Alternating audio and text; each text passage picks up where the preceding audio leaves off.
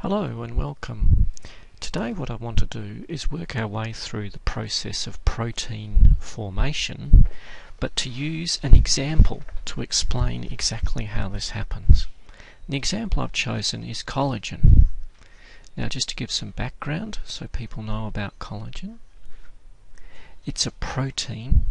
It's a protein that forms the sort of gluey connective tissue non-cellular component in our body. And in fact, as a protein, it's upward of a third of all proteins in our body are actually collagen. So it's a very significant protein in our body.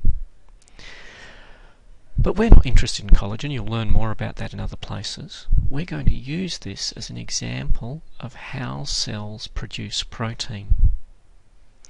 So the first thing to remember from the early videos is that proteins are made along the lines of the instructions of the DNA. So in other words, in the DNA there is genes, and these genes code for the protein that is made. And we've talked about that elsewhere, or you'll read about that elsewhere, about how genes code for proteins. Just remember, they have a sequence of bases. Remember, 3 bases equals each amino acid.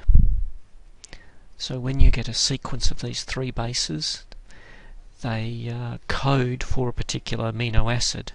And collagen, like all proteins, is just a sequence of amino acids linked together in a row. Now, the length of these sequences can be, very small, under 10, through to thousands. And in collagen, it is a substantial length protein. Now, a substantial length of amino acids. Now, originally you probably would have assumed that for all proteins there was a single gene. That would be the logical thing. But collagen is an example where there are actually greater than 30 genes for collagen. And it depends on which of these genes are chosen to be produced as to the type of collagen. So what you can now see is in you there is not just one collagen. There is actually many variations on the collagen, and to be honest, the number of variations on the collagen protein changes sort of almost weekly in the current climate, and I think at the moment there is about 30 different types of collagen as well. So there are many, many genes that code for various proteins. And as an aside, this is an evolutionary trend that you could imagine could come about. You get repetition of the gene throughout the genome, and then there is selection for various types of this gene.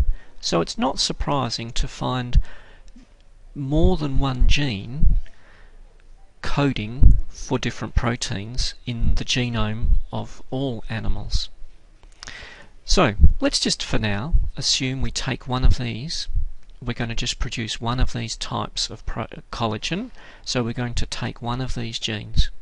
What is the first step in making a protein? Well, the first step is within the nucleus. Within the nucleus, the DNA, that sequence of bases that represents the particular collagen molecule that we're going to make, collagen protein we're going to make, that sequence is duplicated. And the duplication of that sequence produces messenger RNA. And that messenger RNA construction is done by an enzyme. Remember, an enzyme is just a type of protein that works to produce the messenger RNA. And messenger RNA is a near identical copy of the gene. It has some additional parts at the beginning and the end, and it has one base that is slightly different just for chemical reasons, but fundamentally it's a duplication of the sequence of bases that run along the DNA are now running along the messenger RNA. And at this point, the messenger RNA moves out through the pores in the nucleus. Let's just draw ourselves a big nucleus here, and I'm just going to draw a little gap here to represent the pores in the nucleus, like that. And so this messenger RNA then migrates out of the nucleus through the pores. Remember, there is a membrane that surrounds the nucleus, and there are many, many pores in it. In fact, it's an interesting membrane. It's actually two membranes back to back around a nucleus. I'm not going to draw any more, that gets too hard. Oh, alright, I will draw it in, why not?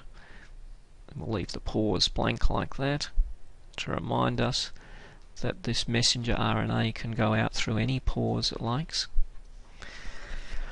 And that messenger RNA then comes to the ribosomes. The ribosomes are attached to the rough endoplasmic reticulum.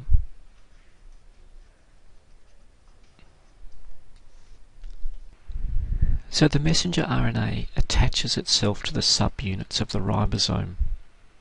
Remember, the ribosome is a protein as well. It's made of subunits, and that ribosome is going to take the sequence of the messenger RNA and convert that to amino acid sequence. And the way that messenger RNA does that, I'll just move down a little bit here and we'll have a look at how that happens. So let's do an expanded view. Here's the messenger RNA. I'll just label that mRNA. And what happens is the ribosome, we'll do the ribosome in blue, starts its journey down the length of the messenger RNA at one end here. So that's the ribosome. I'll just put an R for ribosome. And as it moves down the length of the ribosome, it brings to bear, or it brings along to attach to the sequence of the messenger RNA what we call tRNA. And tRNA, and one surface of it, this surface here, has three bases. So we'll just put it base 1, base 2, and base 3. And those three bases are unique to the amino acid.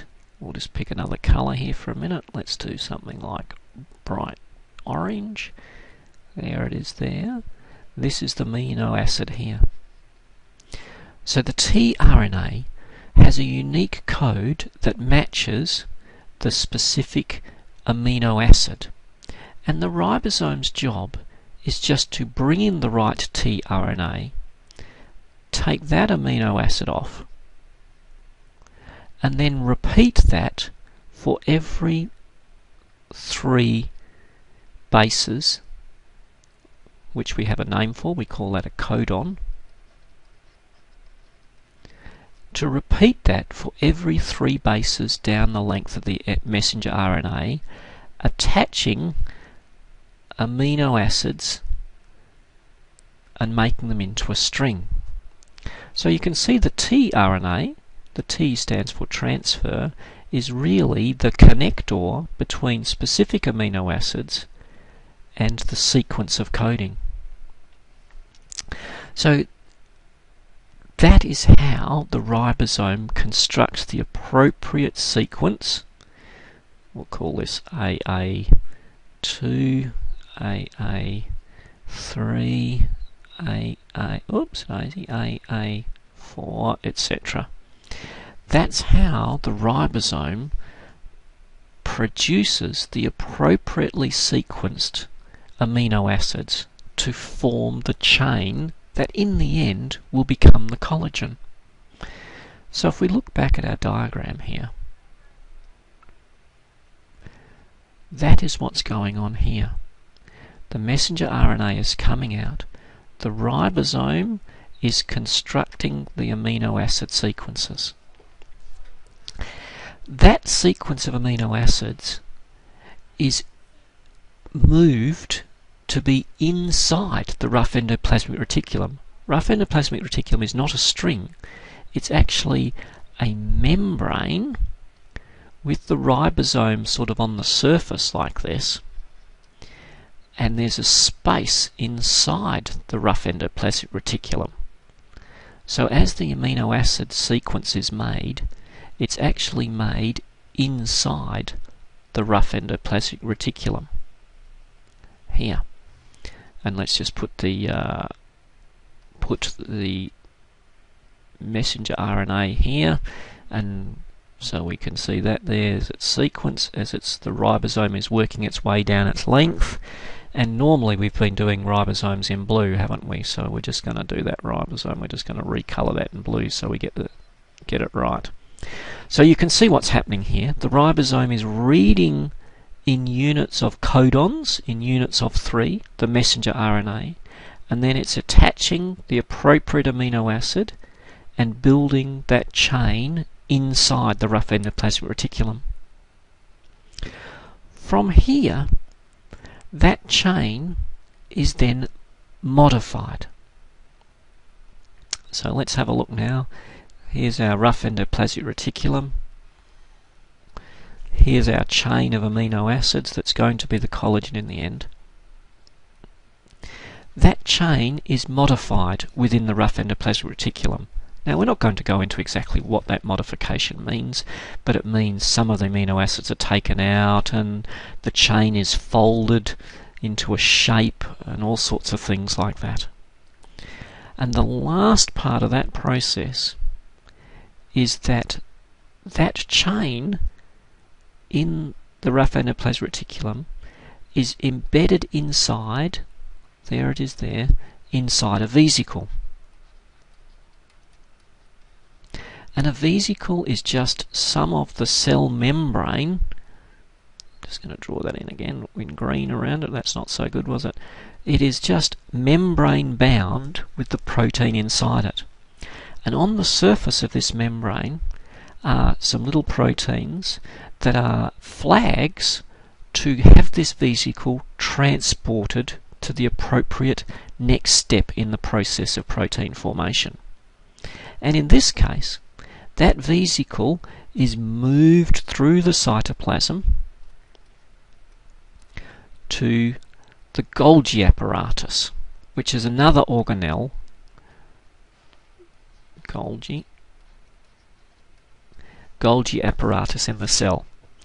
And the actual protein itself is moved, here it is here, we'll just draw it and we'll put it in its little vesicle again.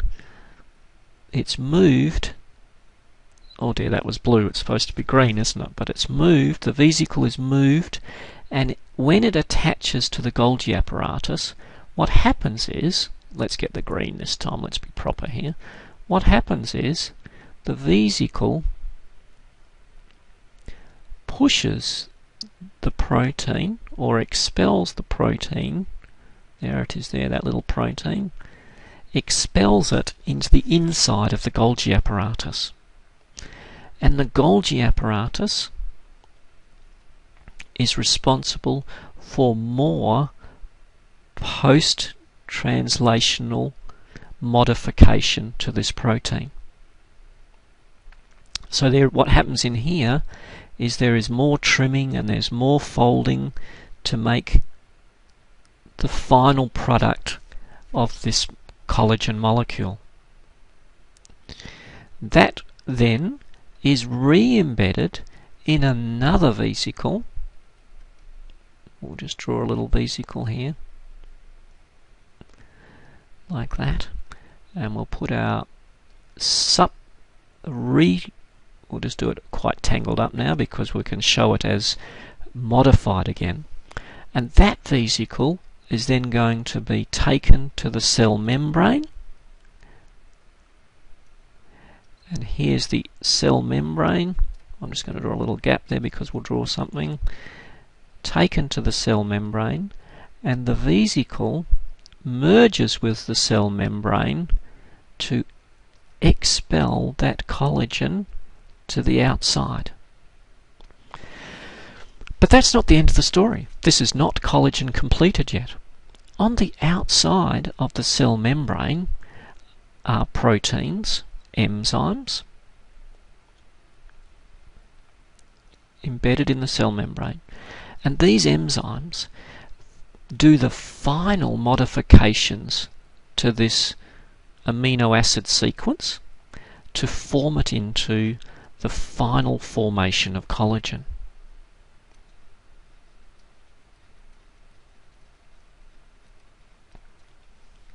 Now, there is some complications that are unique to the collagen molecule. For example, the final collagen is actually 3 strands melded together. But we're not going into that. This is not a discussion of collagen per se. This is a discussion of that process of how collagen protein is constructed. So to summarize the process, we'll just go back to the very beginning again here and have a look. If I can get this to move, there we go. To summarize, remember that in the nucleus, the DNA is duplicated to produce messenger RNA, which is slightly different, and that duplication process was done by an enzyme. And that messenger RNA moved out through the pores of the nucleus to the rough endoplasmic reticulum, where the ribosomes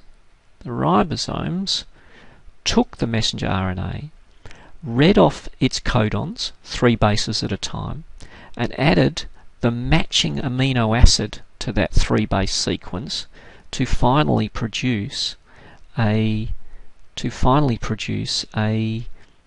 amino acid chain that represented what was coded for. And to do that, the amino acids were brought along on these little transfer RNA tools that had the complementary base triplet to what was on the messenger RNA. And from there was a sequence of modifications made to that amino acid sequence, some within the messenger RNA, and then more modification within the Golgi apparatus, and vesicles were used to transport the protein to various locations in the cell, remembering, we've just gone past it but we'll go back, remembering that the process of moving vesicles around requires little flags on their surface, proteins again, and those proteins tell the transport mechanisms of a cell where to take that vesicle. From the Golgi apparatus, this protein is then transported to the cell membrane, expelled onto the outer side of the cell, and even then, proteins on the surface of the cell continue to modify and rearrange that amino acid sequence to produce the very final product, that is collagen. Thank you.